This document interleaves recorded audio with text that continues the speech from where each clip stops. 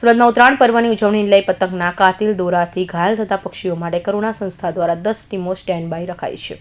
આવતીકાલ એટલે કે બુધવારે 14મી જાન્યુઆરીએ ઉત્તરાયણ પર્વની ઉજવણી કરાશે।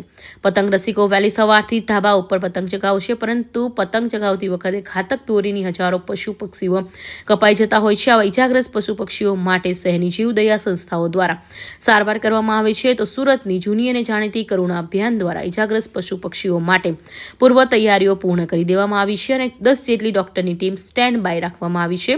તે સાથે એક એમ્બ્યુલન્સ પણ રાખવામાં આવી છે। જો આવી કોઈ ઘટના બને કાં તો ધ્યાનમાં આવે તો શહેરના નાગરિકોને 9825298063 ઉપર ફોન કરશો તેમ જણાવ્યું છે।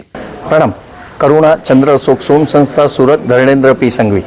આ સંસ્થા આપણી ત્યાં આવેલી છે અને કઈ રીતના આયોજન છે?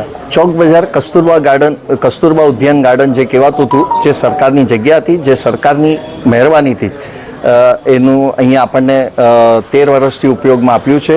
ખાસ પરેશભાઈ પટેલ આજે આવીને એમનું પાછું ઓપનિંગ કરી ગયા છે, જેમાં અમે અત્યારે તહેવારમાં જે વ્યવહાર ચૂકાઈ ગયો છે, જેના લીધે પક્ષીઓ ઘવાય છે, એ પક્ષીઓને ઘવાયા પછી આગળ એને સારવાર રહે, એની સારવાર થાય અને એને આગળ તકલીફ ન પડે એવી વ્યવસ્થા માટે અહીં આ ઊભું કર્યું છે સેન્ટર, જેમાં 10 વેટરનરી 8 થી 10 વેટરનરી ડૉક્ટરો એની નિષ્ણાંતમાં જ આ કાર્ય ચાલે છે, જે પશુ પક્ષીના નિષ્ણાંત છે।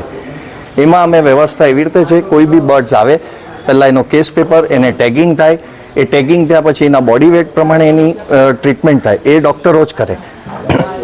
ટ્રીટમેન્ટમાં બી અમે થ્રેડ એવા વાપર્યા છે કે જે ઓટો મેલ્ટ થઈ જાય, બેન્ડેજ એવી વાપરી છે કે એના હેરને કોઈ ડિસ્ટર્બ ન થાય।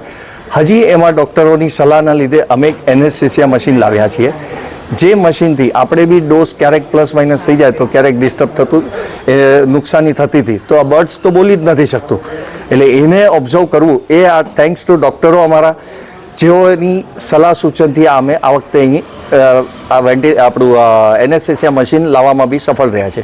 તેમજ અમે પશુ પક્ષીના માટેના ચણના ચબૂતરા જે અને સુરત કોર્પોરેશન મહાનગરપાલિકાએ એક વ્યવસ્થા અમને આપી છે કે અમારા જે 6 ફૂટના ચબૂતરા છે એ અલગ અલગ સેન્ટરમાં, જેમાં બર્ડ્સ એકસાથે વધારે બી ના આવે અને જેટલા ચબૂતરા લગાવવા હોય એવા, જ્યારે એક ટાઈમે નીરવભાઈ હતા, અત્યારે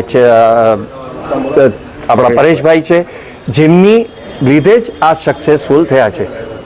અને હાલ અમારા જે કેતન કાકા, જેઓ કહેવાય કોર્પોરેટર પણ અમારા વડીલ તરીકે આપણી સાથે જ છે।